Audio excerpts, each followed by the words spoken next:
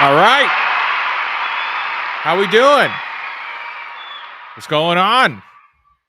Another Sunday is upon us, my friends. How we doing? How we doing?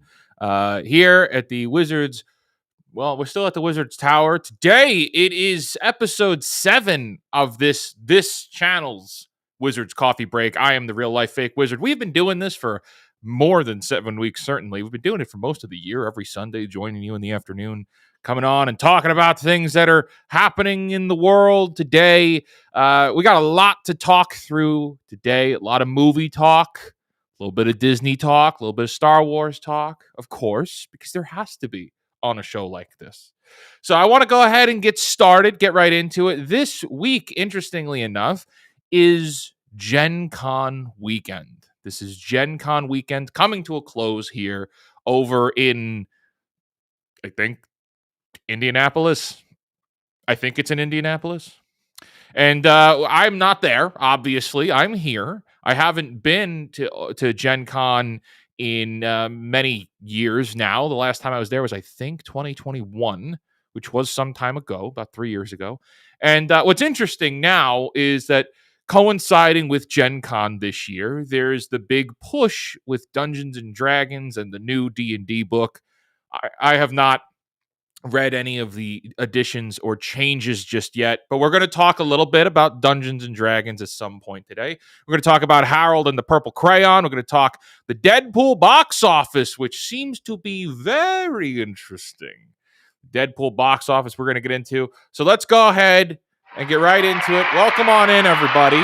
Let's jump into the chat. All right, so we jump over to the coffee house, and there's a little bleed here. Oh, a little more bleed.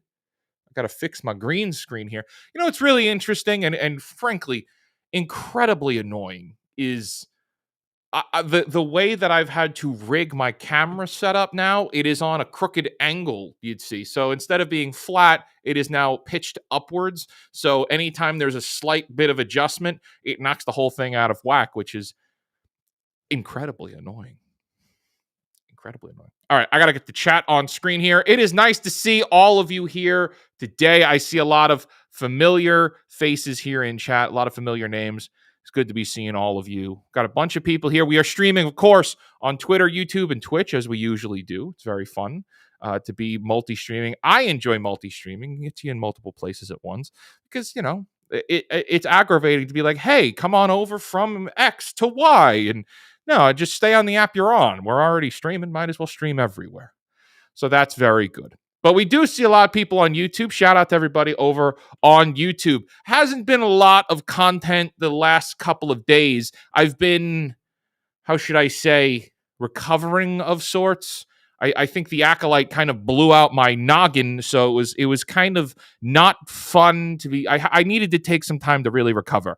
And watching Rebel Moon has changed the game for me. I feel rejuvenated and pulled right back in to the content creation sphere. It is very nice to be there because Acolyte absolutely sucked the life out of me. It was a miserable experience having to watch. It's like when you're a kid and you've got a puppy or a cat, and as you grow up, the puppy only has a certain amount of years with you. And all kids that grow up with puppies eventually have to come to terms with the idea that the puppy's not going to be there forever.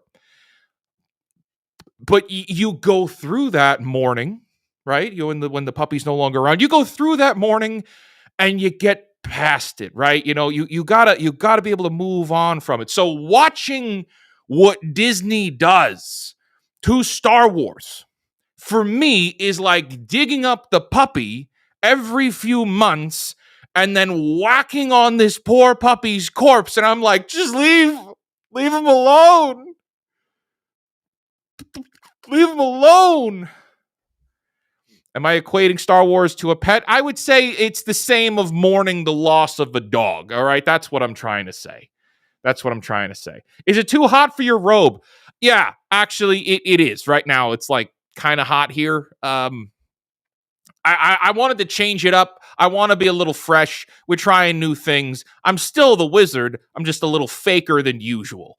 But yeah, I used to go to Comic-Con every year back in the day. I don't like how cons are now. Just use huge commercials for movies and video games. I miss the old camaraderie. Comic-Cons of 2013 even are incredibly different from Comic-Cons of today, right? They're a completely different animal, completely different. Then it was much more focused on the comic books, right? It was focused on the comic books and then a couple of the other nerd sphere things. And now it is the same vendors that go to all of them. It is the same vendor. You could go to New York Comic Con, and then a couple of weeks later, you could go to a Comic-Con in Florida, right? Let's just give that. So up and down the entire East Coast, you're going to find the same vendors at all of them. And that's no hate on the vendors. I have a lot of friends of mine who are vendors in the Comic-Con sphere. They're like traveling nomads. They just travel all over going to these conventions. So you're not finding unique goods at the cons anymore. That's point number one. Point number two, the celebrities, it's usually a lot of the same celebrities now.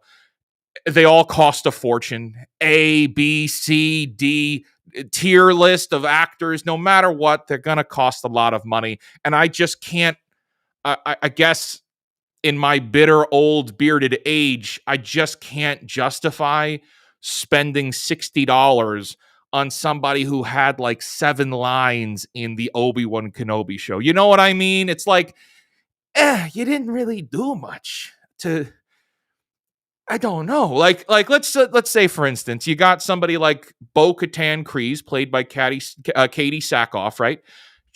I like her very much. You probably do too. She's in a lot of stuff. She's really great, okay? She plays Bo-Katan in the Star Wars show. If you go up to meet her, it's $100 for a regular autograph. But if it's something Star Wars, like if you bring up a toy or something, or a helmet, or a poster, or something that's not an 8x10, it's $140.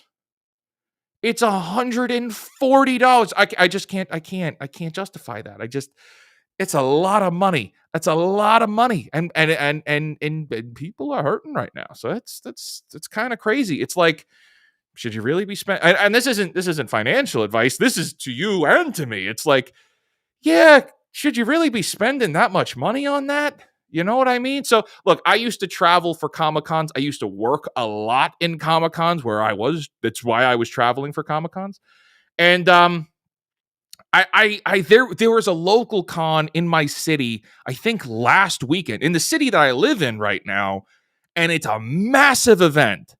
And for myself and my brother to go, it was going to be about $300 after taxes and fees and whatnot. It was going to be $300 to get in the door at my local convention, my local city Comic-Con. That's insane. That is insane. So no, I missed the Comic-Con stuff. Diego, what's up, brother? How you doing, man? Good to see you.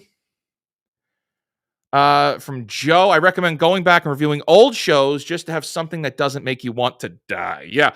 I am going to be, well, maybe not exactly in the positive way that you had just stated, but I am going to be doing Rings of Power. Rings of Power Season 2 comes out close to the end of this year. So I am going to be doing that leading up to it. I'm going to be working on doing Season 1. And we will see. But right now, we're doing this. We're doing every Sunday. We're doing our coffee break streams here. Yes. Coffee sippy time. Yes. And there's a lot of other things I'd like to do. It's just a matter of having the time to do it. But we are going to be doing Rings of Power. I am excited for that. It's like, I know it's going to be terrible, but I hope I can enjoy how terrible it is. You know, like watching a bad movie. You watch a bad movie, right?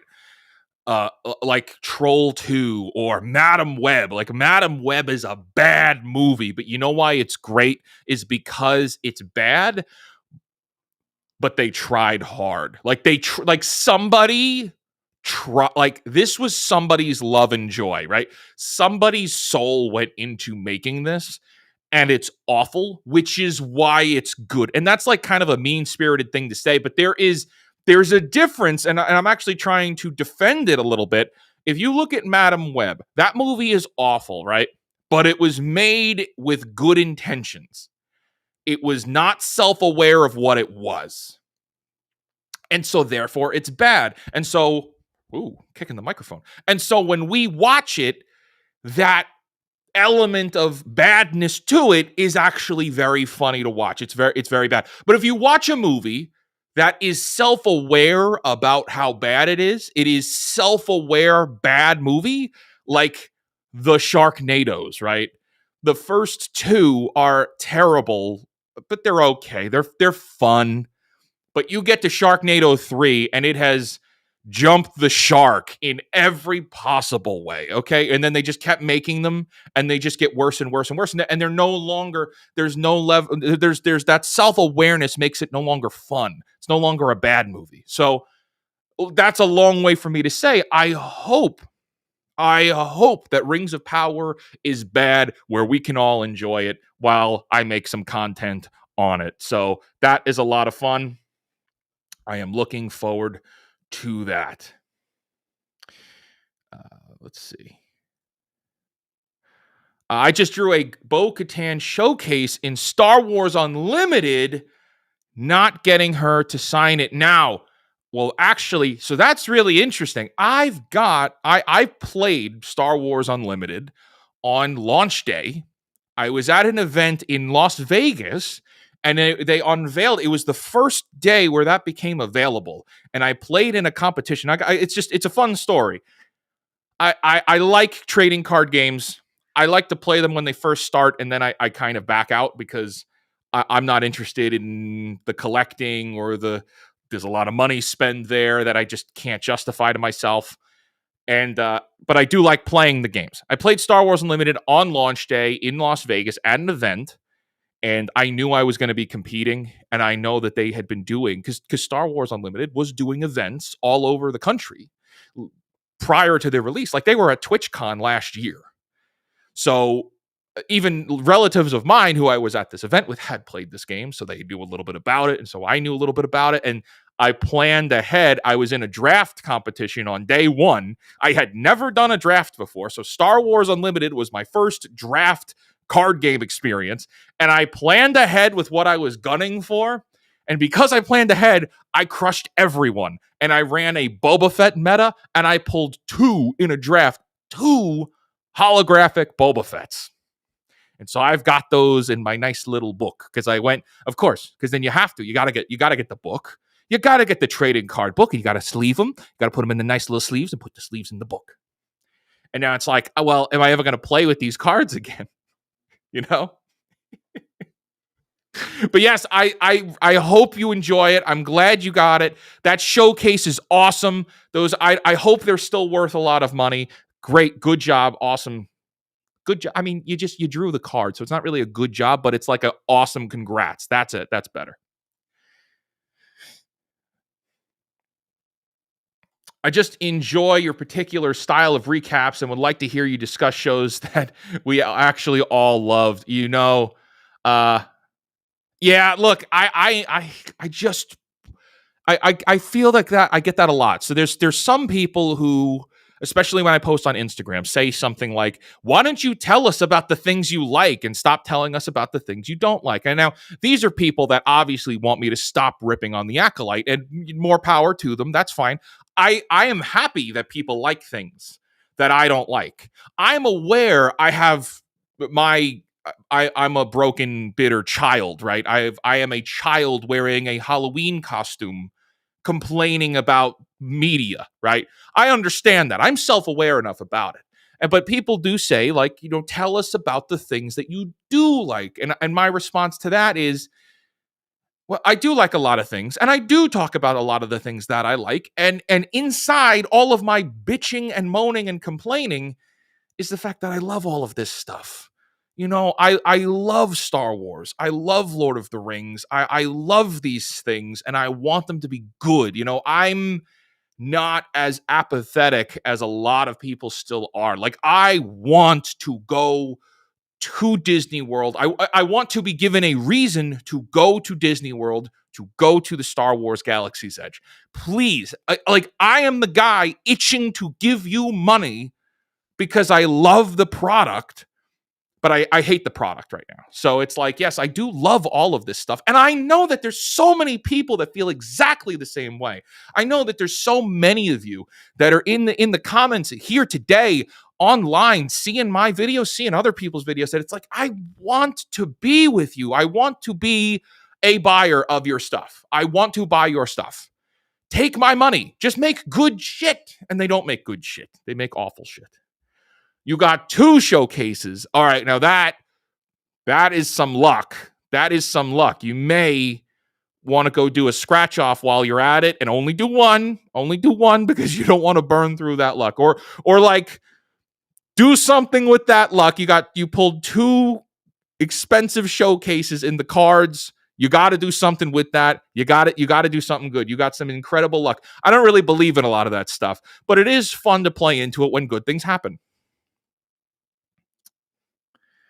Kelly says, I tell you to watch things you like because I know you need the mental break, but you thrive in ranting.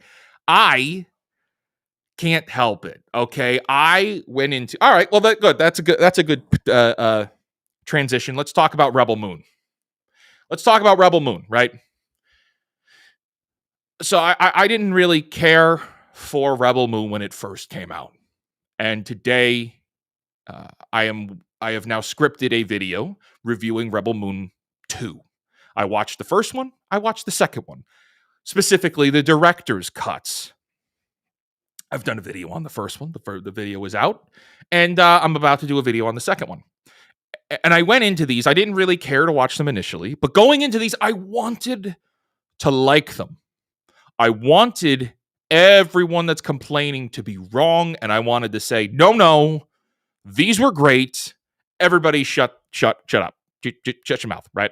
That's what I wanted to say. I wanted to come in and say, these were great movies.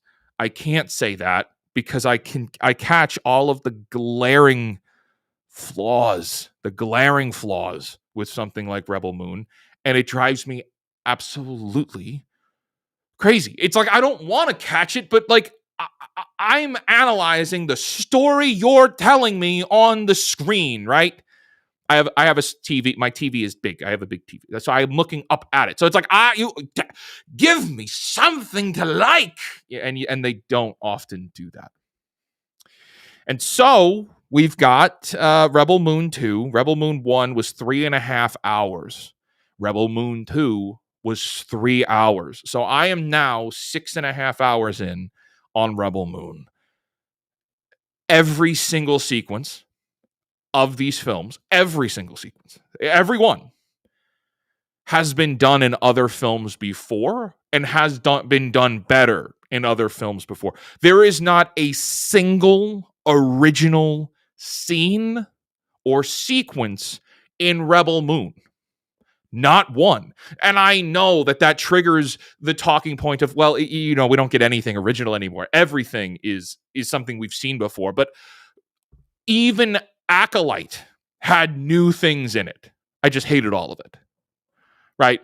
Like, even Acolyte had new things in it. They were just really badly written, but they were new, like that we hadn't really seen before, and played off in new and unique ways that were awful. Right? Rebel Moon has nothing to say. It's very hard to talk about the plot because it is nearly 7 hours of nothing new. Nothing important. And that's that's a shame. That's a shame. And I think that it is a black eye to Netflix. I think it's another black eye to Zack Snyder. And I think it makes a lot of people look bad. I think it makes us look bad too. I think it makes like fans who've defended Snyder, myself being one of them at one point in time. Okay, I loved Man of Steel. I loved Batman versus Superman. Okay. I loved those movies. I was all in. I was like, I see what you're doing. I see the direction. I'm in. Okay. It drops the ball. It drops the ball. It fumbles horribly. Towards the, well, even immediately after that, it's like it took years to get these things off the ground. Took years to get them done. And I think Zack Snyder is just a 16-year-old kid with $100 million every so often to make movies. So I'm disappointed. And look, if you're somebody that loves it, I got some schmuck in my comments even 5 minutes before we started. I'm going to pull it up here because I want to read it verbatim. Okay. I want to read this one verbatim. So somebody said on my Rebel Moon 1 video, I didn't realize Zack Snyder was holding you down and forcing you by gunpoint to watch these. Anyway, Rebel Moon 3 confirmed while you max out at 2,000 views, bum. Is that the best? Firstly, is that the best you got? Secondly, if you like the movie, I'm glad you like the movie. But that shouldn't silence people from critiquing it and complaining. My brother and I spent all weekend, really, because we started on Friday with Rebel Moon 1, then we watched Rebel Moon 2 yesterday. We have been just every time we pass each other, like, we got to talk about it. It's like we have to throw ideas at each other because the way that we process information is talking through things. I'm a talker. Okay. I would be incapable of ever giving a silent treatment because my brain will not shut up long enough for me to give somebody the silent treatment. You know what I mean? I got to talk things through. I mean, shit. I'm the guy, we're 25 minutes in. I haven't stopped talking once. I'm a talker. So we keep talking through, trying to better understand these stupid ass movies. And we've come to the conclusion of saying, you know what? The visionary film creators, the visionary people are crazy. That's got to be it. That's just got to be it. Like Tarantino, I saw somebody said Tarantino in the chat. Tarantino is crazy. He's a crazy man, and he makes great movies. Okay? Peter Jackson. You're going to tell me that man's not crazy? Look at his hair. Guy's crazy. Makes great movies. And that's not to say every movie of theirs is great. It's like, yeah, but you got to be some level of insane to make great stuff. George Lucas is a nut job. He's a nut job. But he sees something that other people didn't and made it come to life. Spielberg. You're going to tell me Spielberg doesn't have a little bit of the spectrumtism? I mean, maybe he doesn't. And this is a joke. But if I got it, he got it. You know, like the best filmmakers have some level of insanity. Yeah, James Cameron's a nut job. You ever heard him speak? You ever heard James Cameron speak? That guy's insane. That guy is insane. You have to be insane, I think, to be one of these visionary storytellers. And I don't think that Zack Snyder is that guy. You are not that guy. So here we are, 7 hours nearly 7 hours of Rebel Moon content. It is a blatant ripoff of other movies. It features, I mean, the second film is worse than the first. I watch things. I watch things hoping. I'm like, prove me wrong. Okay, no. That fight was good. No. That fight was bad. But that fight was really good. I'll talk more about that in a moment. But I watch these movies hoping that it proves me wrong. I come in looking to say you were good. You know, damn it, this was a great movie. You know, this was really good. I want to say that. I'm not like a lot of the YouTubers that just rip on things for views. I can't do that. It would be inauthentically me. Inauthentic, yes. So I have to tell you what I actually believe. So that takes us back to talking about Rebel Moon. The second movie features the entire first 50 minutes. 50 minutes is slow motion grain harvesting on a farm. Nothing happens in Rebel Moon 2 for nearly 50 minutes as We go through farm grain retrieval, slow motion. I never want to see slow-mo in any movie again. I like this movie. Look, I gotta like lean down for this one. Uh this movie made me hate a special effect because of how it's overused on everything. Everything's got slow motion on it. I want to say third shot. Every third shot is a slow-mo shot. And so then you realize, like, oh, this movie's 3 hours, but it's telling me nothing. There's just not a lot of story. Well, oh, it's eating up the runtime with slow-mo. So it's all slow motion. Slow-mo, slow-mo, slow-mo. Just go on. Just move along. Let's go. So that's not fun. That's not good. That's the first 50 minutes is kind of nonsensical. And then we get to what I would call a cinema sin. Okay. I know there's another channel on YouTube that does cinema sins, but it's a filmmaking sin. It's the one of the many things you should not do. And that is telling the audience what they already know. This is big. This is important. It's a big filmmaking mistake. I learned this a long time ago, and it's the kind of thing you have to be very careful of. Let's first explain it in Dungeons and Dragons terms, okay? Let's say you're playing Dungeons and Dragons, and you've got 4 out of 5 players at your table, okay? A plot event will happen at that table with 4 people. One person's missing. All 4 of them experienced it, right? They saw that happen. Let's just say it was a town burned down, right? Let's say it was a town that burned down. 4 of the 5 players witnessed the town burn down. Okay, the game ends. We come back next week. All 5 players have returned. Okay? The dungeon master then tells the entire party recap of what happened. Okay, now tells everybody this happened, the town burned down. In that instance, it is okay because y'all are playing a game and we want to make sure everybody's caught up. Okay. Movies are very different. Books are very different too. Books handle this similar to what I just described with this Dungeons and Dragons environment. Okay. It's okay to recap things in full depth in books, Dungeons and Dragons, maybe even YouTube. Like in anything else, it works. In movies, you do not repeat yourself unless it's part of the plot. Like unless it's an absolute integral moment in the plot that needs to be restated, you don't tell the audience what they already know. So what happened in Rebel Moon? Well, let's look at the first movie. The first movie introduces the general character. Okay, there's this general. That's what we know. He's a war general. How do we know he's a war general? The protagonist has said it. The misfits on the team have said it.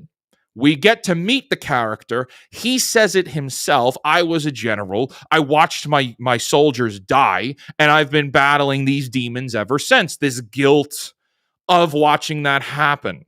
And I hate the Empire for it. Okay. We, the audience, got you. And then to reinforce that, right? To reinforce the believability that this guy is not only who he says he is, but really good at it. At the end of the first film, the bad guy, Emperor Adolf Yahtzee, right, says, you let that genius general get away. Confirming everything we've already said. And then adding to that, it's like, wait a second. All of the heroes think that this guy is good. And the bad guys are in on it too. The bad guys see this dude as a threat. You did that in the first movie. We, the audience, believe you. Cut to Rebel Moon 2, where we have to get sequences of the misfit Power Rangers sitting around a table describing their backstories, which then play to the audience like unskippable cutscenes in a video game. And each one of them don't add anything new to what we already know. So there was no reason to have any of those backstories be shown. It's a full 30 minutes of runtime of just these goofballs sitting at a table, telling their stories, and then they play the cutscene one at a time. This is shit filmmaking, my friends. This is awful filmmaking. Like, oh my God, this is just awful storytelling. It feels like Zack Snyder was given $166 million and he was like, I'm going to go make a D&D game that's super edgy and has genuinely prawn in it. Okay, there's just gratuitous nudity in both of the films that goes on for several minutes, and then we're gonna have D&D backstories happen in it for no reason. We're gonna barely get through the plot, and then both movies are gonna end on unsatisfying beats, so that you feel like there has to be more movies to this saga. I keep trying to describe to my brother, and I don't have the words for it, is that this movie plays like a unique experience, whereas it doesn't play like a movie. It's different. It's something different. Yes, edgy, edgelord energy, 100%. Yes, edgelord energy is absolutely what this is made with. It's 100% edgelord stuff, and I can't stand it. But we look at something like this, like Rebel Moon 1 and 2, which don't end satisfying. They end on cliffhangers that suck. And they're really long run times.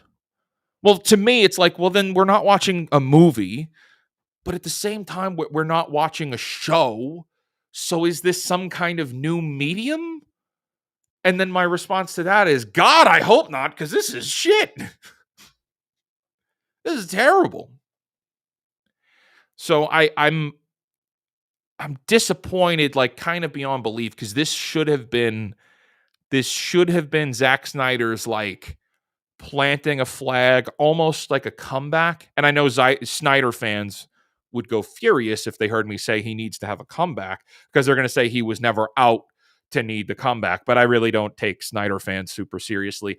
Being a former Snyder super fan, right? Being a former super fan, I got to say, I'm upset.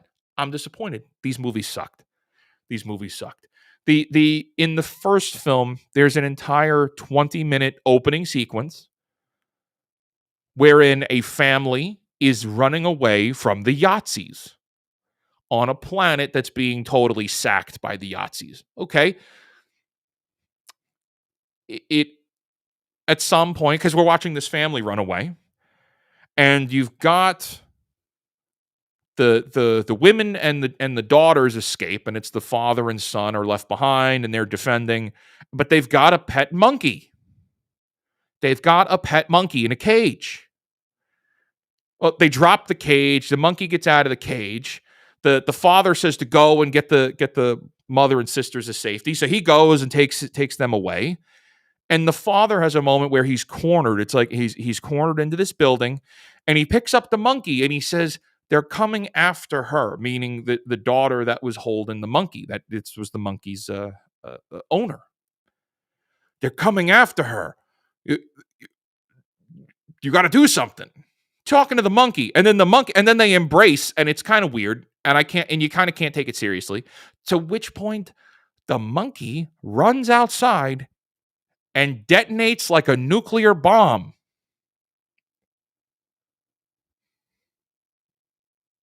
What? No, I said, you heard what I said. The monkey runs outside after embracing with the owner, seemingly understanding common language in Rebel Moon, and explodes like a nuclear bomb. A lot of things there. A lot of things to unpack there. So firstly, on this planet, you've just got children holding nuclear bombs as pets. That's number one. That's my first takeaway. Interesting. Interesting. What happens if they get upset one day and just blow up the whole family? Like that's where my brain goes. Number two, it actually didn't mean anything. So to have this whole sequence in here of you need to rescue her, and then the monkey runs out, offs itself, exploding to take out these stormtroopers, and then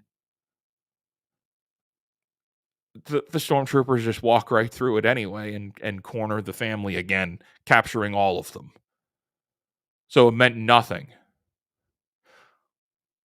Oh yeah, Zack Snyder's amazing. It's like, come on, man. This is awful. So anyway, for those of you who are with us now or just joined the chat, Rebel Moon Part 2 review proper. This is more just me ranting. Proper review video coming probably later today, probably tonight. I'll be shooting it after we're done with this stream here, but we still have a lot to talk about. We've got a long stream ahead of us today. So lock it in. If you're just getting here or if you've been here, make sure you hit that like button because YouTube likes that engagement. YouTube likes that engagement.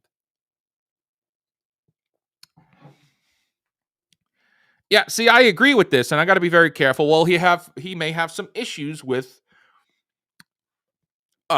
unaliving oneself, as he should, and that's a tragic story. And I don't want to get into that because I don't know the specifics. I'm not part of the Snyder family, so I could not possibly comment on the realities of what he's lived with. It's just that scene meant nothing, That scene meant nothing, Lock it in. Lock it in, yay. Rebel Moon was so disappointing. Diego, you're absolutely right. Yes, it was. I wouldn't be able to absolutely quantify what Zack Snyder's issues would have been. I just feel like that it takes Zack Snyder out of it. That scene with the monkey is nonsense. Any movie, any director, anytime.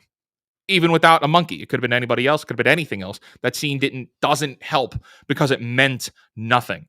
And that's the problem with so many movies nowadays. Sacrificing, like personal sacrifice, sacrificing yourself to the point of death has to mean something. That's the problem with a lot of the Marvel movies, that they have the cameos now. Well, they'll just show up and we'll just kill them off. That's maybe one thing that I have feelings about with Deadpool and Wolverine. I mean, certainly, I understand. It's Deadpool. That's what's going to happen. All right, that's fine. That's why I didn't like Multiverse of Madness. It's not Multiverse of Madness. And Multiverse of Madness, they bring in these cameos and just kill them off as a joke. Well, that's a little sadistic, and I don't like that. I'm not a fan. I am not a fan of that. So, that being said, what I do want to do, let's talk about some other movies. Huh? Let's talk about some other movies. Mike says, I think The Watchmen was great. The director's cut was good. Sometimes you sound like Dr. Marvin Monroe from The Simpsons. I like that. I have a lot of... my friends, you're going to learn. I got a lot of voices in my head. All right, you're going to hear... I also learned very much at a young age to talk in different characters. So I often talk in different character voices that just kind of come out, or I say things like the jargon that I say on a day-to-day basis is reference to old films and old movies and old TV shows. Make a lot of references to the Rudolph the Red-Nosed Reindeer, Frosty the Snowman, those old like Christmas things. My family and I say that all the time. We make jokes about that all the time. And it's just, that's kind of built into me. So the different voices, it's like, yeah, my personality is based on comedy and different voices from when I was a kid. And it just bleeds out sometimes. So, all right. I want to talk about M. Night Shyamalan's Trap. M. Night Shyamalan. So this week, and actually I'm going to pull it up now because I want to see Trap Box Office 2024. So this weekend, so whereas last week we had Deadpool and Wolverine, the weekend before that, we had Twisters. This weekend, we got Trap by M. Night Shyamalan. Now, I will say I have not seen the movie yet. I will not be seeing it in theaters. I have a thing about spending 15 minutes on I have a thing about spending $15 on movies when they're not going to be good. So I appreciate waiting and watching movies elsewhere. So I will be watching it eventually, and then I'm going to try to do maybe a video review on it. And so, interesting. I want to look at this movie. Here's the box office. So, according to a few days ago, Trap is opening to 6.7 million opening day, but we don't have any projections yet. I guess it's a little early yet because nobody cares about Trap, and that's the point I'm making. Actually, nobody really cares about this movie. I don't know why we're talking about it now. I don't know why this Trap movie, this another horror movie, came out now, like before Halloween. These are Halloween movies. Michael, are we done with Acolyte bashing? Haven't talked Acolyte yet. There's a lot to talk about with Acolyte. We are going to get into Acolyte. So you got this M. Night Shyamalan movie that comes out before Halloween, so it's not even the Halloween season yet. We are midsummer. We are up against one of the biggest movies possibly of all time with Deadpool and Wolverine. It is right now the biggest R-rating movie of all time, and it's likely on track to make $1 billion, right? So they dropped this movie now, and so I want to say I saw the trailer in theaters a couple of times, and I see the trailer, and I'm like, ooh, that Trap movie looks really interesting. The idea of putting a serial killer into a sting operation, and he figures it out, and he has to find a way to think out of it. Like there's something in a plot like that sounds very interesting, very Dexter, right? If the Dexter, the television show. And then From M. Night Shyamalan appears on screen. And I think I won't be seeing that in theaters. Because if you're a movie goer like myself, you know M. Night Shyamalan has done some movies in the past that have been terrible. So he doesn't really have a very good track record with me. M. Night, like I said, I'll catch the movies in other ways, but as soon as it said that he was the one behind this movie, I thought, oh man, this is probably going to be crap. And you know, I mean, the last M. Night Shyamalan movie I liked was The Village. And that was like 2004, 2003. So it's been a very long time. Oh, Hocus Pocus was released in July. Should I chat? I need help. I have a rant prepared all of the time about Hocus Pocus 2. And I need to know if you want me to get into this rant. Hocus Pocus 2 is so awful. I have a full rant available for it that's ready to pull the trigger on that one at any time. And I need to know from you if you want me to get into the Hocus Pocus rant because it's a very interesting point. I'm going to see if I can't get into go live. I want to put up I'm going to put up a poll if YouTube would let me in to my stream. Because I want to put up a poll. Start poll. Hocus Pocus rant. Yes or yes?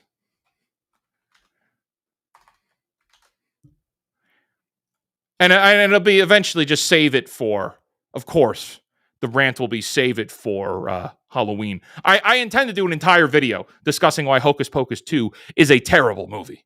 It's a terrible movie. So we'll get into that. All right, so let's finish up this M. Night Shyamalan talk. I think the movie should not have been released now. I think it hurt it to release it here in the summer, back to back on two big blockbusters that are very good movies that are doing very well. Okay, Longlegs suffers from the same problem. That was a Halloween movie. No reason for that to have come out in the summer. It's a Halloween flick, 1000%. Okay, so we are going to wait and see what the things happen with that. I look forward to watching it somehow, and that will be pretty good. But the M. Night Shyamalan has this thing of adding big twists at the end, and a lot of them are misses for me. They don't hit. A lot of them are misses for me, and I know they are for a lot of people too. And I know that he's been box office poison for a lot of his last few movies, for a lot of his many movies. So that's everything with Trap. Let's talk about Harold and the Purple Crayon. Let's talk about Harold and the Purple Crayon, right? This is another movie released now in a summer that is back to back with these two blockbusters. And yet look, Harold and the Purple Crayon, I understand, is not for me. It's for kids. It's a kids movie. It's probably not for you either. It's a kids movie. Good. We need good kids movies. We need fun kids movies for kids that have positive messages. I'm with you. Why the hell did you release it in the middle of the summer? This is the kind of film that should have been dropped in May to kick off the summer. Harold and the Purple Crayon is a beginning of summer movie that should have been when kids were still in school, because teachers should have been able to plan trips and take the kids to see the movie, because it's a positive movie for kids. It's a positive kids movie. Okay? Even though, yes, I understand. It's like it's a book. It's a little kid's book. Harold and the Purple Crayon is a little kid's book. Okay, fine. You could still get up to 5th grade going to see that while they're in school. It could have been focusing on the education aspect of it, and then it's a fun summer movie that the season of school is winding down. Oh my gosh. Ridiculous. The beard is choking me. The summer of school is winding down. You get the kids, you take them on a school trip, you go see that stupid movie. Would have been better. It also would have been better for parents to be able to go to that when you're not in the middle of the summer. Would have been a good kick off the summer film. The box office, we're seeing it's expected to not do very well. Harold and the Purple Crayon is not expected to do very well at the box office, and that makes sense because of what it was released around and against. Okay, the box office and movie theaters have been begging for new movies. They're desperate for new films, and you released it at a very poor time. So whether the movie is good or bad, you went into this in a bad place. It was in a bad place. So that's my thoughts on Harold and the Purple Crayon. Zachary Levi has not had a very good go of it as of late with his films. A lot of his movies are falling on deaf ears and not making money.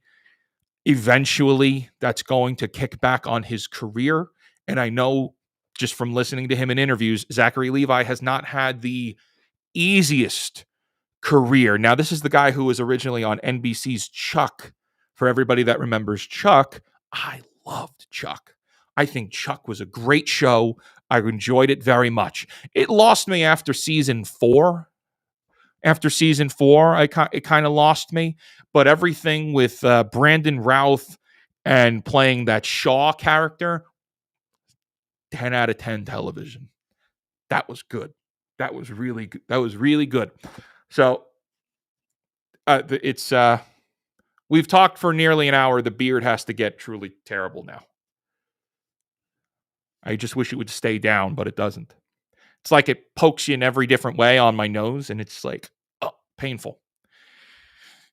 To the brain, not physically painful. All right, let's get into some. Well, all right. Let's get into. We're going to do this rant because you have voted here on YouTube. My friends, you have voted yes to the Hocus Pocus rant with very clearly 94% yes. 94% yes. Here's my problem with Hocus Pocus 2. Okay, first, let's think back on Hocus Pocus 1. What was Hocus Pocus 1 about? Okay, Hocus Pocus 1 is about 3 evil but entertaining witches who worship Satan and eat children. Okay, that's a good premise. That's a good premise. And these witches have unique personalities. Okay, they sing. Okay. The characters are interesting. Good. But you very clearly establish in the first film that the witches worship Satan. Going a step further along to also mention going to hell, right? That's a big part of the plot. And placing the film inside of a Judeo-Christian existence, right? That's the premise of the movie. They are using biblically satanic magic. I'm not saying that that's the problem. I'm just trying to explain that is the world you have established for this movie. So the magic is evil. Look, I gotta go correct. So the magic is evil. The Hocus Pocus magic is evil.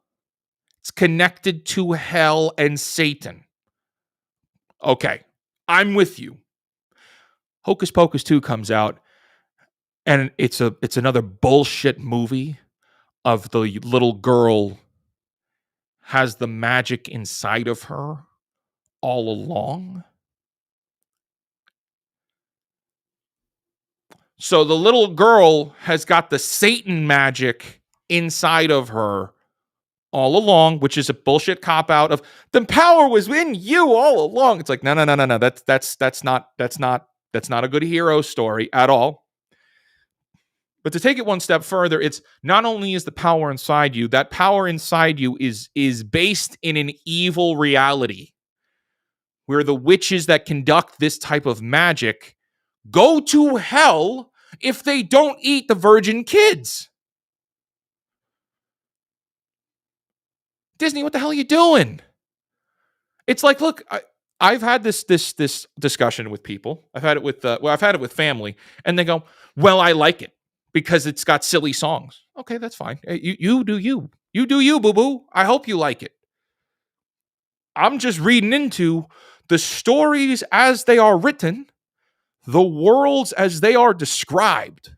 Describe a reality where this is Judeo-Christian Satanism. Judeo-Christian witchcraft. That's the world you place this in. Make a big point of how it's connected to the Salem witches. Oh, all right. Then don't turn around in the second film and firstly try to redeem these witches because they're pure evil. And secondly, don't connect it to a little girl. Don't connect it to little kids and tether them to your religious story here. That's my biggest problem is if you understand the lore of the world that this is in, and this is based in a Judeo-Christian faith, then there are these witches, there's not really a lot of redemption there for them. They're gone to hell. And that means the little girl using the power is not going to be good for anybody, which is bad messaging. And I think it's bad. I think it's bad. If you want to do something where the witches come back and just kind of play it similarly to the first one, I think that's fine. But bringing it in and the little girl's got powers now. The guy that works in the old wizard house, he's a black magician too. I come on now. So it's the first movie is really good on its own, and the second movie falls immediately flat because of how it doesn't live up to what the first movie set before it. It's like it didn't understand what that world was. Whoever wrote the story didn't read into what the story actually was. So it's very interesting how much Disney just doesn't give a shit. Just Disney, whether it's Disney Channel, whether it's Marvel, Pixar, Lucasfilm, they just don't give a shit. It is, let's crank out product. Let's crank out as much product as we can, and don't ask questions about it. Just buy the shit. Don't ask any questions. Don't read into the narratives. Don't care about the characters as much. Just buy the product. We're going to spend a ridiculous amount. We're going to spend ungodly amounts of money on this stuff, and you're not allowed to ask questions or read into the details. You just need to buy it. And that's in every studio that Disney has. Just buy shit. Just buy product. Don't ask questions. I know other channels have said that better than I. That's where I stand on it. Here, Disney has been delivering this same message about magic and witches from way back. Go look at some of the earlier Disney works like Fantasia, Pinocchio, Mary Poppins, etc. All right, that's a really great point. It's a really great point. The difference between those properties and Hocus Pocus is those stories and that magic is not tethered in those properties of the Disney versions. Those properties are not tethered to Judeo-Christian witchcraft. Okay, so let's Mary Poppins, right? She's got magic. Okay, but it's not tied at all in the context of the film. I can't speak for the book because I haven't read the book. In the context of the Mary Poppins film, it is not tethered at all to Judeo-Christian magical sources. And so therefore, in and of itself, because it's a different type of magic, has nothing to do with religion in any way. So it has nothing to do with hell and demons and devils and stuff, right? That's what I'm trying to say. The Hocus Pocus movies do. So if that's the context of the world, something to be aware of. Fantasia. Fantasia does have an iteration of Satan in it. So that is correct. Yes, the Chernabog is supposed to be, the devil as part of that, right? Pinocchio. The blue fairy is a blue fairy from, I think, space. If I'm probably mistaken. I'm just kind of shooting it at this point. But yeah, it's the context is it has nothing to do with a real world religion. It is its own story with its own magic that exists in its own place. Right? So it has nothing to do with outer worldly stuff. Harry Potter. Harry Potter is not tied to Judeo-Christian witchcraft. Lord of the Rings, not Judeo-Christian witchcraft, inspired by but not become. Okay, does that make sense? I hope that makes sense. Mike says they made a book about Mary Poppins. So Mary Poppins is originally a book. It's originally a book. And I invite you to go and watch the movie Saving Mr. Banks, which features Tom Hanks playing Walt Disney. And it's about how they made Mary Poppins, and they got the original author to sign off on it. Oh my gosh. Yes. Did I like Vikings Valhalla? I have not watched Vikings Valhalla, but what I will say to you is I invite you to go and watch The Last Kingdom. Go watch The Last Kingdom. It is on Netflix. There's about 6 seasons, or at least 5. And go watch The Last Kingdom.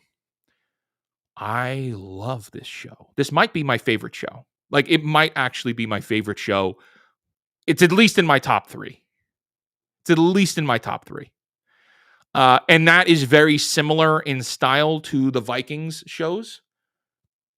All right. There is like one strand that keeps popping up and it won't stay down.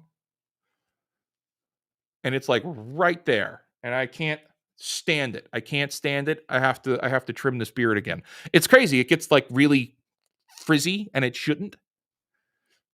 but I'm gonna Hulk smash in a few minutes because it's like that water torture where they strap you down and they drop a bead of water onto you forever until you mentally break, and that's what it's like wearing this rag. So I do this for you and the bit and the channel. So smash the like button wherever you're watching. Destiny is all. Absolutely. Absolutely. Last Kingdom is awesome.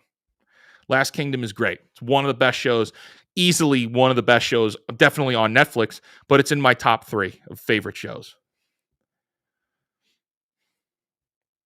Did you watch Hocus Pocus 2? They mostly explain a lot of the issues you have. I did watch it, and I still don't think they answered a lot of my questions. I think they didn't answer a lot of my questions. But I will watch it again before I do a proper video for Halloween. So this is my rant as of today. And if I'm wrong, I'll admit I'm wrong. I will admit I'm wrong, but I'm probably not, because I remember watching that, and me and my friend Penwielder, we were watching it, I think at the same time when it first dropped, and we were both texting back and forth because we were both ranting about it, but we had different points that we were ranting about. Just going back, it was like speedy fingers ranting about that. Did you like Stranger Things? Did I like Stranger Things? Diego, I did. I do. I like Stranger Things a lot. I think the first season is great. I think the second season improves upon the first. I think the second season of Stranger Things is the best season of the show. I think 3 is a little boring. I just do. I know a lot of people love 3. And I think in 4 is too long. I think season 4 suffers from being such a long, I almost said film, but it's a long series. It's actually too long. It's good, but it's not my favorite. And I found myself every time Hopper was on screen and stuck in Siberia or wherever they had him, I actually skipped through it because I didn't care. Because until it's like in Rebel Moon, it's showing me scenes that aren't relevant to the plot as much. So in Stranger Things 4, there's a lot of Hopper scenes that are just not as important to my time being invested into the show. So I would skip along to whenever it got to something new. And then I would watch the end. I would watch the final confrontation with the Demogorgon, and that's fine. But we knew that Hopper was going to need to get out of there. I actually think they wrote themselves into a corner. Personally, I don't have any proof that they did this. But in season 3, when Hopper gets captured and taken away, and they send him to Russia, I almost think they didn't plan enough ahead for that, and they wrote themselves into a corner of like, how do we get him out? How do we get him out of here? And that's why it took them a long time to get that season made. So I could be dead wrong, and maybe they did have a master plan with that the whole time, but I just don't think they did, because as somebody who spends a lot of time focusing on stories and story beats and writing my own and shit, even playing Dungeons and Dragons, right? It's like, that's the kind of thing I don't want to write myself into a corner with. And I think the Stranger Things Hopper arc of season 4 was them in a ditch that they had to dig themselves out of, personally. Mike says, I like Stranger Things because it reminds me of when I saw the Goonies in the movie theaters at the AT store. Well, I assume it's the movie theater, but the Goonies. So here's a fun fact. The Goonies is my favorite movie of all time. The Goonies is my favorite movie of all time. Not because of some like, oh, well, it's the greatest story, it's the greatest narrative, it's the greatest characters. Like, it's nothing like that. It's the Goonies to me is something that I would watch on repeat when I was a kid with family and extended family. So to me, I know every single line of that movie. I've got memorized what all the characters are doing. Everything about that movie I have memorized because it's that one movie for me that I watched over and over and over and over and over. So it's my favorite movie of all time, and it still is today. Nothing can beat it, because I have a personal connection to it. I'm aware of that, so that's my preference with it. But that is my favorite movie of all time. When I was a kid, they used to it was my cousin who was basically my older brother, right? So my cousin was an older brother of mine, and he was much older than me, but we were very close as kids. He was much older than me. Like I was still in like third or fourth grade. He was in high school already. So I was the little brother to him. He was an older brother for me. And the family used to call us. I was Chunk, and my cousin was Sloth. And I don't know which is worse, but we were Sloth and Chunk. So it's a very good movie for me. Joe says, I think they intended to kill Hopper, but chickened out because David Harbour is so popular. I could agree with that. Maybe. I think the show hurts if you don't have Hopper in it. I like the idea of taking Hopper out of the main arc with the kids because you want to see what happens to Eleven when she suffers from losing this positive adoptive father figure, right? Like Eleven's gone through hell. The entire show is about how Eleven goes through hell, and now finally she's got a positive father role model. So having him sacrifice himself to save her and everybody else is a trauma to explore with Eleven. It's a little sadistic, but it is something to explore. And that's what the arc was. That's what the point was of that show. And what happens? She ends up back with Papa at the warehouse where they're doing the experiments, right? And so she's got to work through all that, having gained lessons and knowledge from living with Hopper, who is a good dad. So whether it was to kill him off or not, it was definitely to get him away from the main cast and to explore this, well, what does the world look like without him there for a short amount of time? I don't think you could do the show as well as you have without him. For instance, one of the complaints about season 4 is that Hopper is missing for too much of it. Him being away actually hurts the show because we want him there working with the kids. We want to see him being the adoptive father, going after 11, going to save, the kids, right? So I don't know if that was the intent, but I could see where it could have gone. To this day, when me and my brother are in the ice cream aisle, we just say Rocky Road. Rocky Road? Everybody that's seen the Goonies knows that. It's a classic line. Goonies is great for action set pieces too. Yes, it has some great action set pieces. Also has some of the greatest one-liners of any movie ever. For my family, that was Princess Bride. Princess Bride is another one, very similar. I'd say it's on the same playing field of the Goonies. Yes. So, all right, well, we talked about a lot of stuff. I want to get into the next few topics, right? We talked about Trap, the M. Night Shyamalan movie. We talked a little bit about Deadpool and Wolverine. I don't really have too much to say about that film, and I don't want to spoil it, but I do want to talk about Deadpool and Wolverine and the ramifications of that film being a box office hit. It's going to break $1 billion. Deadpool and Wolverine will break $1 billion. Now, what does that mean?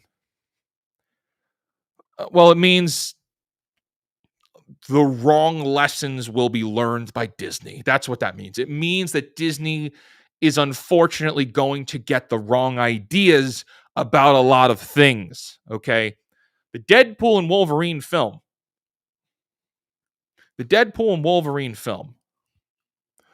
are it's a parody. It's a parody of Marvel. It's a joke. The whole movie's one big joke at the MCU's expense. Don't get that twisted, right? It pokes fun at the management. It pokes fun at everything that Disney has done with the Marvel handling, with the Disney business, right? It's very tongue-in-cheek, and I've already said on other streams, on other videos, I don't like it because, hey, we're in on the joke with you guys. Like, we know that it's bad, but like, that doesn't mean shit because I don't trust you because you keep doing awful things, right? Disney keeps doing these, oh my God, my friends. Disney keeps doing these awful things and it's not good, right? Disney keeps doing the Acolyte shit. That's another studio. All right, well, what's coming out next for Marvel? Agatha All Along? That looks terrible. Agatha all along looks terrible. It's not going to be good. And it actually undoes a lot of the growth that we saw with WandaVision. The entire point of WandaVision is now gone because Wiccan is still alive. Okay, so that means Wanda sacrificing herself was stupid. But the lesson that Disney's going to take away is that, oh my gosh, we just have to do everything like Deadpool. And that's the wrong lesson. That's the wrong lesson. This was supposed to be a joke. Audiences want to care again. Audiences want to care again, my friends. That's what they want. They want a reason to care. So if you don't give them a reason to care, why are they going to keep coming back? Why are they going to spend money?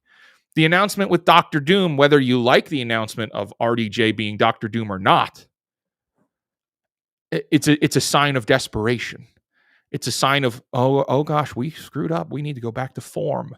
We need to go back to the things that worked. We tried this new stuff and it did not work out very well. Bring back in RDJ and give him a city worth of time and money. It's not good. So Deadpool and Wolverine featuring a number of cameos that were fun, but they were just fun little cameos. And having that make $1 billion. And also Spider-Man No Way Home and having that be about cameos, and that made $1 billion. What's the lesson that corporate is going to learn? Let's just keep doing cameos. It's not going to sustain because eventually that's not going to be great anymore. So now think about it this way. For years, for decades even, we saw people making fan art, making posts online, planting rumors, and talking up hype about the 3 Spider-Men coming together for a Spider-Man movie. And what would that look like? And then we got it. For years, decades, we got fan art, rumors, all kinds of things about Deadpool and Wolverine coming together for a movie. And then we got it. Both of those made $1 billion. How many times can you do that and make $1 billion? I think we're running out of ideas. I think the next Avengers, which is going to be Doomsday, is going to be a cameo fest. I think Secret Wars is going to be a cameo fest. But unfortunately, these Marvel films, they've got no substance to them. They've got no substance to them. It's just cameos. That's all it's going to be. It's going to be winking and nodding with cameos. And that's disappointing. So, we look at something like Fantastic Four and it's like, well, can you just give us a good Fantastic Four movie? Can you give us a good Doctor Strange movie? No? Oh, please. Try. Captain America, the new Captain America movie looks pretty terrible. So that's my thought there. I think Disney is going to learn the wrong lessons, and we continue to get further and further away from what made Marvel stick, which was creating characters that audiences could give a shit about. And now all we have is cameo fests and action set pieces that are really like, look, guys, I know if you've seen Deadpool and Wolverine, it's got some great fights in it. Fight sequences are genuinely just key jangling now. Even Deadpool makes a joke about it. Like when they're going to do the first fight with Deadpool and Wolverine, the big set piece fight between the two of them, before they meet all of the bad guys, Deadpool makes a joke to the nerds in the audience watching the movie that this is what they've been waiting. Let's give the audience what they've been waiting for. And it's like, yeah, about it. It's just key jangling in a formulaic script. It's key jangling in a formulaic script. So for that, I'm like, okay, it works in Deadpool and Wolverine. This movie kind of has no soul to somebody like me who's hoping for a story that gives me a reason to care. Please make me feel something. I say that jokingly, of course. But I don't know if it bodes well that the next big thing we're getting is an RDJ playing Doctor Doom. I really think that that's a bad idea, and that screams desperation. So that's it with the Disney and the Marvel stuff. Now, I know a lot of people here want to hear me talk about the Acolyte and want to hear me talk about some Star Wars. So as we get into the second half of our show here, please make sure you've liked the stream on whatever platform it's on, and thanks for hanging out on this Sunday. So let's talk Star Wars. I eventually do need a transition or some kind of transitions set up. Look at that. It's a sippy time because I'm messing my words up. And so let's talk some Star Wars. Next weekend is D23. D23 is the big expo where Disney makes a lot of its announcements about what's coming up soon.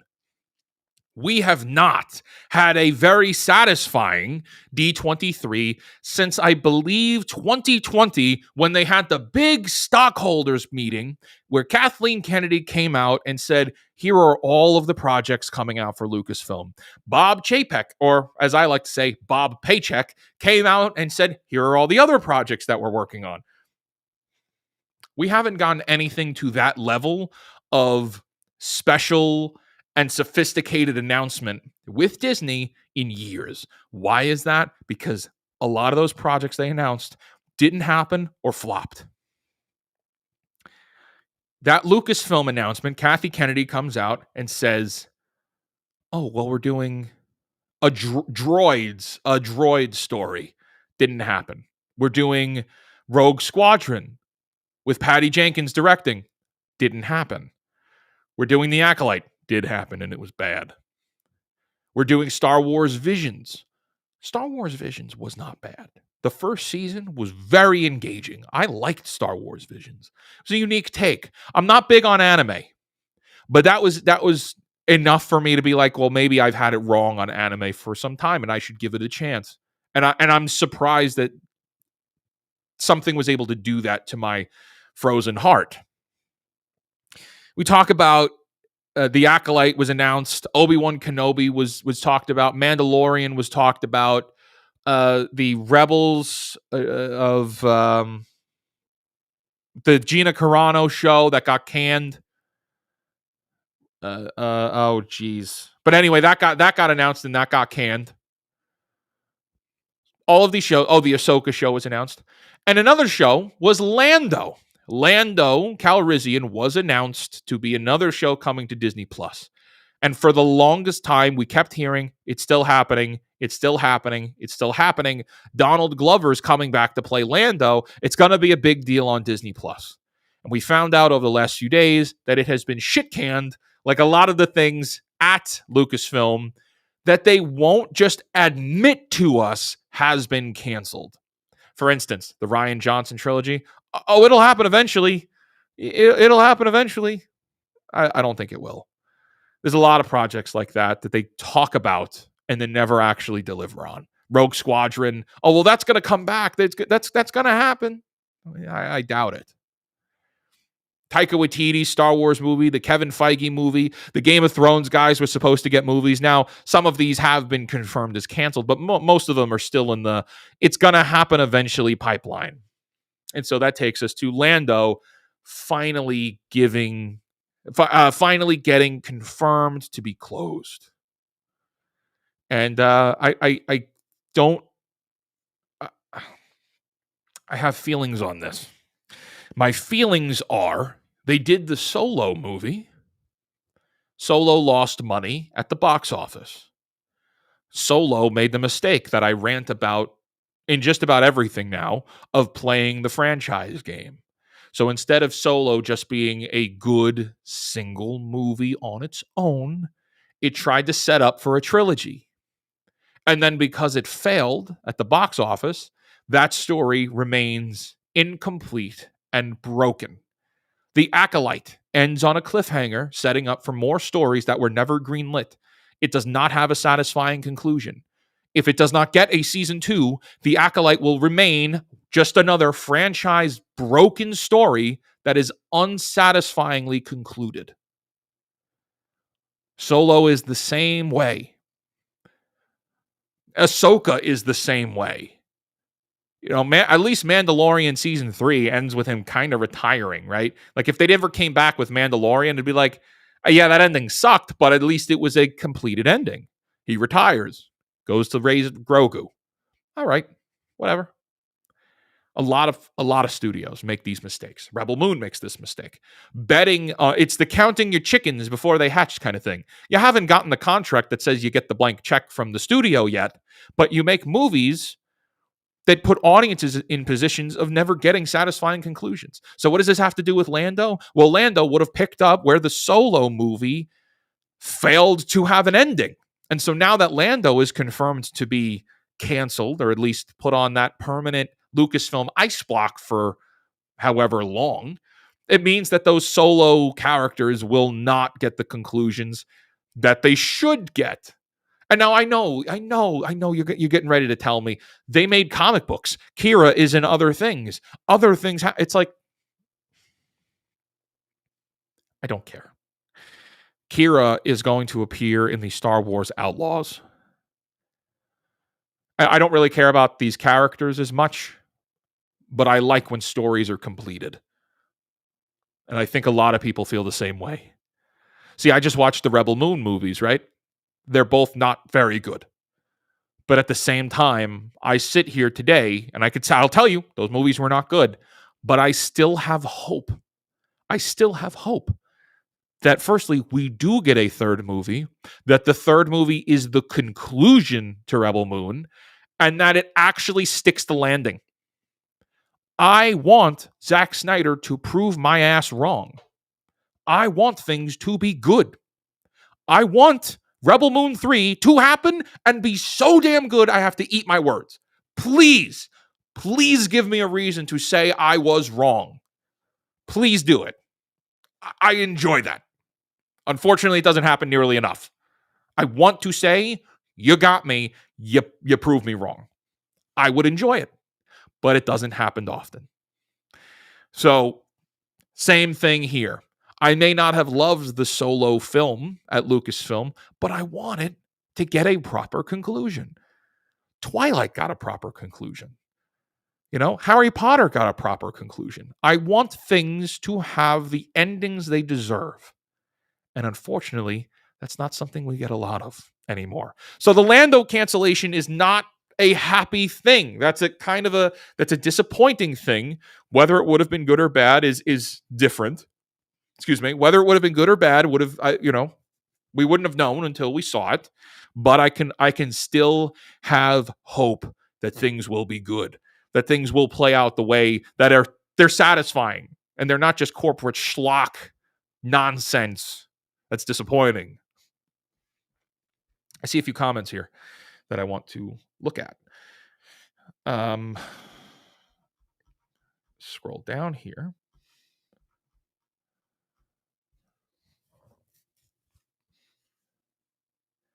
Did not Disney try to decanonize a lot of that stuff? The Solo movie is made by Disney. The Solo movie is made by Disney, and everything that I announced, that I said when I was talking about the Lucasfilm announcements, all of those were proper Disney announcements after the merger. There will be a season 2 of The Acolyte. I will be shocked if it doesn't happen. We're going to talk about that in a few minutes, because there's supposed to be some kind of announcement about The Acolyte at D23, which can only really mean one thing, but I want to get into that some more. I hope there isn't. I want that show to get willowed, #Willow the Acolyte, and send it to the Netherrealm vault, where no one can ever have to suffer through that shit ever again.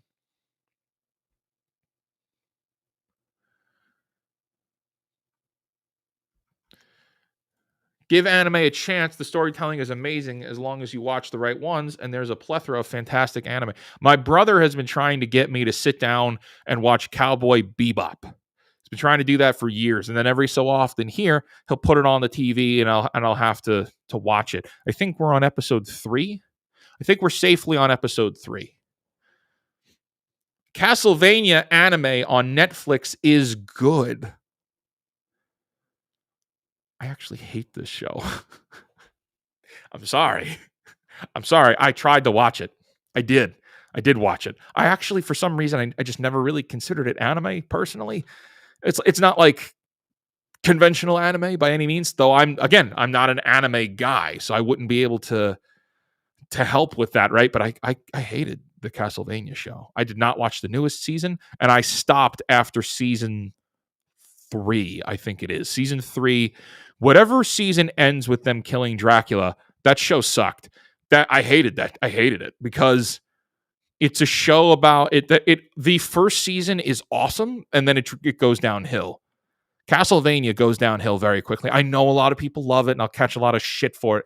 But look, Dracula, ultimate bad guy, super bad villain, badass. Let's go.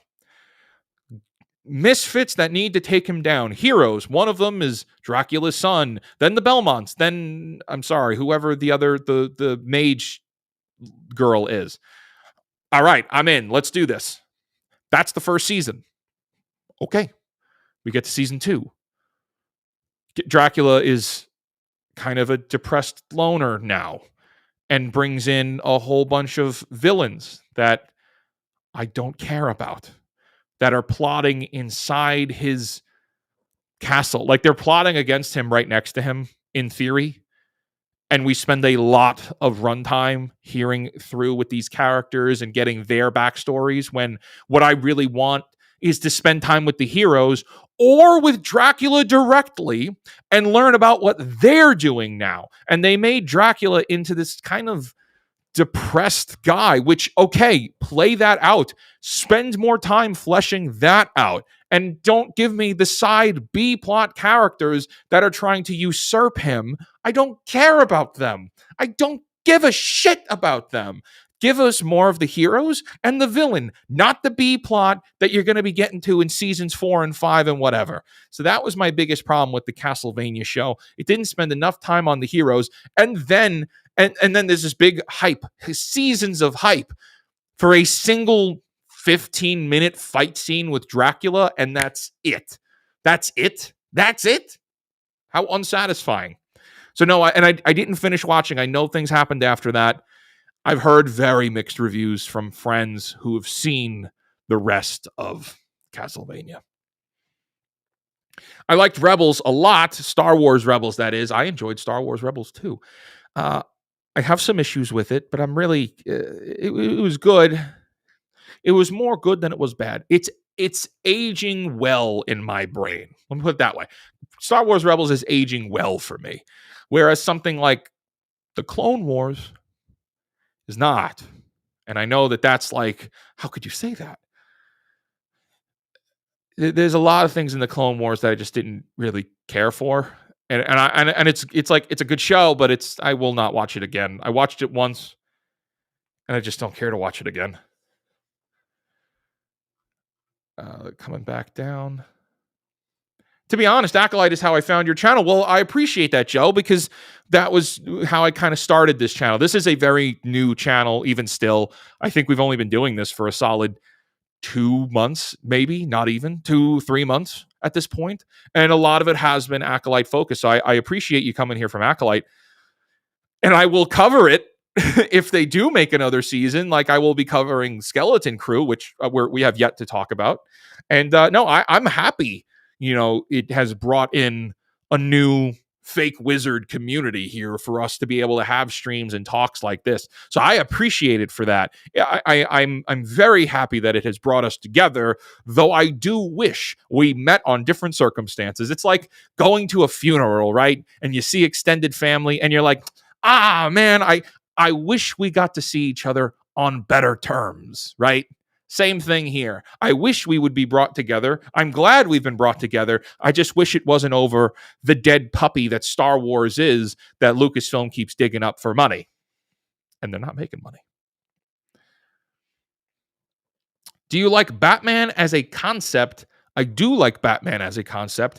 If so, try The Big O. Now, I'm assuming that is an anime, and I will have to add that to my list of things to get into. I have been watching Dragon Ball from the top. I've been trying to watch Dragon Ball from the start. There's a lot of just in the first season. I think I'm on season 2. I haven't watched it since It's like March. It's been a long time. I've been very busy. Um, Everything with Dragon Ball is like, oh my gosh, how did this get on TV? And then I look and it's like, oh, it was the 90s. Anything could fly then. It's crazy.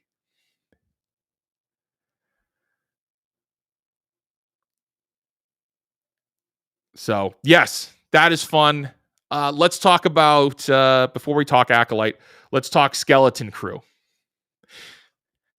Skeleton Crew is the next show coming to Disney Plus in the Star Wars world. Skeleton Crew is a Star Wars show featuring kids who make some miraculous discovery and then have to run around with Jude Law pursuing adventures. That sounds awesome to me. I like that. I'm in. Why? I've already said I love the Goonies. Goonies is my favorite movie. But also, it sounds simple. It sounds like an easy, simple Star Wars story that doesn't need to touch any of the big Empire, smuggler, this or that, Jedi, Sith. It doesn't need to get into any of the big topics, right? So to me, Skeleton Crew sounds like a fresh introduction into a fresh Star Wars story. It's an easy entry point into Star Wars for fans like myself who have just been beaten over the head with horrible dog shit films and TV shows. So I'm optimistic. I am always optimistic. The apathy has not set in for me just yet. The one thing I've got is horrible luck, but the other thing I've got is enough optimism to never give up. And so I haven't given up on Star Wars yet, even though it keeps hurting my feelings and contributing to depression, but that's a different talk for another time. And no, I am looking forward to Skeleton Crew. I am going to be covering it here. It comes out this winter. And a lot of people are complaining like, oh, this doesn't look interesting at all. Bullshit. I think it looks like it could be fun. I bring on the kids. If the kids can act well, then that's great. If not, fine. But give us something fun. Give us something new. You know, the Acolyte was humdrum, boring, depressing. My feelings. Give us an action adventure with some kids running around. That's fine. The Goonies is kids running around, and that's a great movie that can be appreciated by all ages. So, all right, I'm for it. I am for it. And allegedly, Lucasfilm is not happy with the Skeleton Crew. Allegedly, Lucasfilm does not like the Skeleton Crew. Now, there are multiple reasons that are being claimed for this alleged rumor. There is no proof yet of what Lucasfilm actually thinks about the show, nor would we ever get a fact if they we don't like the show. We would never get that. But that makes me optimistic. If there's a chance that Lucasfilm produced this show and they didn't like it, that means I will probably love it. Because whatever Lucasfilm likes, I fucking hate. Whatever Lucasfilm does and they think is hunky-dory great, I usually despise. So if it's made by them, there's a chance it could be good. There's a chance it could be good, but don't get your hopes up. I won't get my hopes up, but I will consume it and I will watch it and I will make videos for it and you will see them here this winter, assuming that I haven't been captured by the aliens again by then. Something to keep in mind.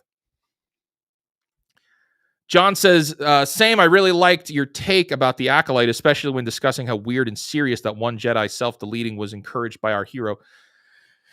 Oh, John, the entire sequence of having this guy off himself because of PTSD, in theory, it's PTSD, though they don't actually confirm that. The choice that is given to him in the show is off yourself, drink the poison, or turn yourself into the council. And he drinks the poison. Oh, wait, so not only are you riddled with PTSD to the point of silencing yourself from the world, but you're also a coward. You're also not willing to confess to the crimes allegedly committed here. What the actual hell kind of messaging is that? Who is this for? Who is this for? If you complain about Star Wars, the shills will say Star Wars is for kids. Shut up. Stop talking about it because Star Wars is for kids. Well, if Star Wars is for kids, why do you have messaging in here about some guy being a coward and unable to admit to faults that he has done, unable to seek help for crippling PTSD and depression that he's got, and instead choose to off himself rather than face reality? Oh, that's just great. That's for kids. That's a great message for kids. Great message for kids. John says, don't worry, bud. The apathy will set in sooner or later. That won't be a good day. John, that won't be a good day.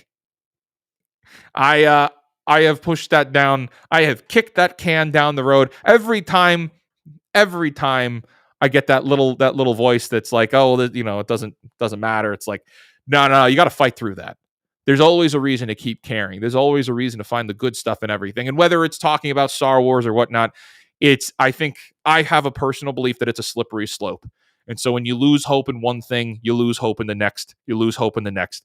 And that has nothing to do with Star Wars corporatism, right? That I believe, because I care so much, it bleeds into your regular life. Like when you start giving up on the nonsense things, you start giving up on the things that matter. So personally, I hope that day never comes, because it'll be really bad for me. I'm going to keep fighting that day doesn't come. All right, we got one big topic, or really two more topics to talk about as we're getting close here. The Acolyte ratings and season 2 possibility. Now, I said earlier that they are going to be doing Acolyte discussion at D23 this upcoming weekend. We do not know what the announcements are going to be or what they are going to be talking about, but we can assume that it's going to have something to do with Acolyte season 2. I hope not. But that is very likely something that they're going to announce. I would be surprised if they were to come out and announce, oh, well, here's more Acolyte toys, or something nonsensical. If I feel like it wouldn't make sense to do something like that at a D23 Expo. And here's why. The Acolyte is a financial mistake. It's a financial failure. It is not making Disney money. It costs $180 million after taxes to make, and then transition that back to Disney Plus. Acolyte is not contributing to an increase in Disney Plus sales and subscriptions. So for that reason alone, it's a financial failure. On top of that, the people who are subscribed to Disney Plus are not watching The Acolyte. Okay, the Nielsen ratings are in. No one is watching this show. It dropped out of the top 10 very quickly and early on. And now you could try to compare that to other shows, but for the love of God, even Ms. Marvel stayed in the top 10 for a little bit longer. And Ms. Marvel was very quickly deemed a failure because of the watch time, and it was very clear that it wasn't getting a second season. Ms. Marvel went on to do The Marvels, which was also a bomb. So I cannot see, from a business standpoint, that The Acolyte gets a season 2. That being said, the Mouse House is run by morons, so the sky's the limit. Who knows? Who knows, right? But we will be paying attention very closely to the Acolyte 2 or Acolyte anything announcements coming from D23. I expect that they'll have Leslie Headland there saying something to somebody, or I don't think it'll be here's the helmet announcement or here's the Plagueis toy. I don't think it'll be toys. I think it has to be something relevant to come out at this expo. It has to be something relevant. The Nielsen ratings are important. Many people try to say, like, oh, the ratings aren't that important. Well, actually, the Nielsen ratings are important for television. Well, why? Because that's how commercials are determined to be injected into shows. It's all based on ad revenue. The television shows you watch, whether on streaming or not, need to generate money. And streamers and regular cable television makes money by selling ad spots.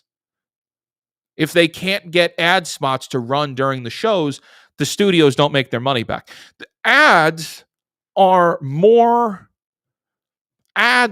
are worth more financially to streamers than your $10 a month subscription.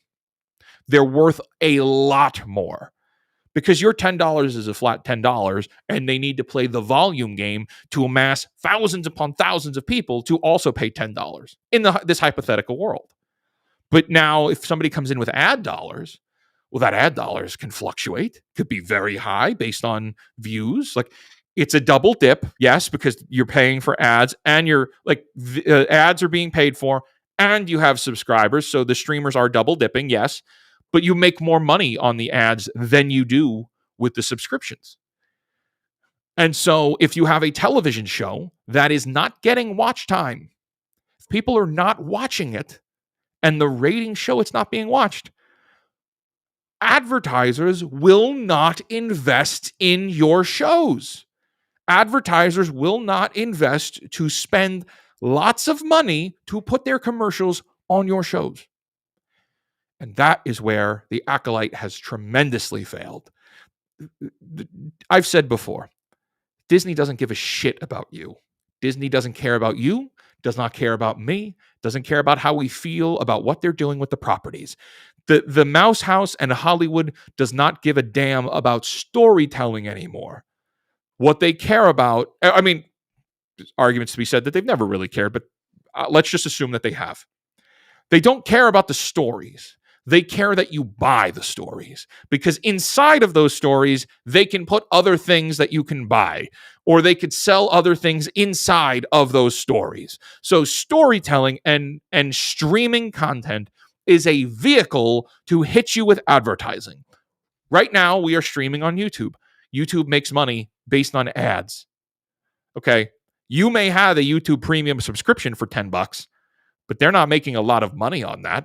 That money has to be divvied out and given to people like me who are the streamers who are on here. So, if you pay for YouTube premium, somebody like me or streamers that you may watch get a percentage of your money just through that subscription because that's how content creators are being compensated, right?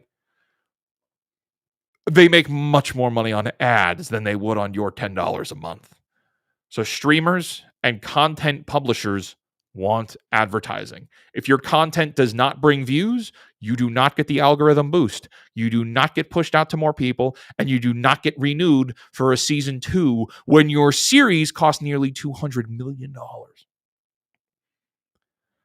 So we will wait and see, but it is going to be very interesting, my friends, to wait and watch for what comes out of the Mouse House this weekend with D23. There's going to be a lot of people talking about it. I'm going to be one of them. I'm sure I will be. If there is a live stream, a live stream that's free, I will try to do it. I'm not interested in streaming Disney's crap that you got to pay for. I'll just wait for everybody else to announce it, and then I'll provide my 2 cents, my commentary. So that's going to be very interesting there. There is one more topic I want to get into today, and that's talking about Dungeons and Dragons a little bit. I want to talk about this because many of you who followed me for a long time, many of you who have followed me know that I am a Dungeons and Dragons player. You know that I care very much about it. You'll also know that I've made my own game just within the last few months, really put out my own game. It took nearly 2 years to do it. It's called Pretend, and it's available now. It should be in the description of this video. If not, it will be when the stream is over. And one thing I do want to say is I'm extremely burnt out on Dungeons and Dragons as a game, even before I made my own. But I will say making my own certainly made it worse. It made my burnout worse. There was a lot of, genuinely 2 years worth of work went into it, and is virtually a single person operation. This new announcement with Dungeons and Dragons 5th edition 2.0 really is what it is. Has me thinking like, I just don't care.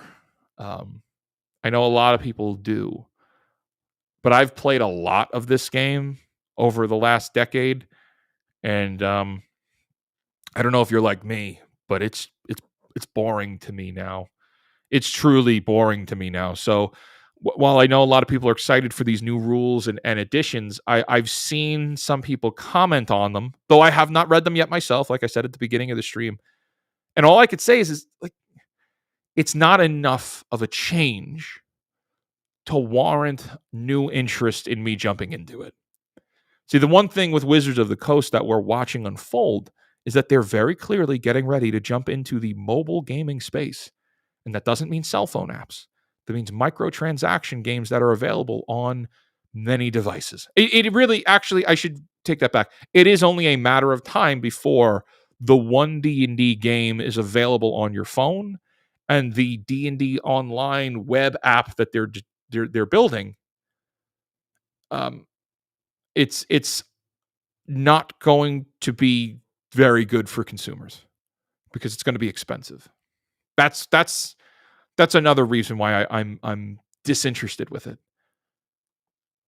It's going to be all predatory microtransaction based, and that's what D&D is moving into. So for me, I'm like, they haven't made nearly enough to make me interested in continuing to play this game.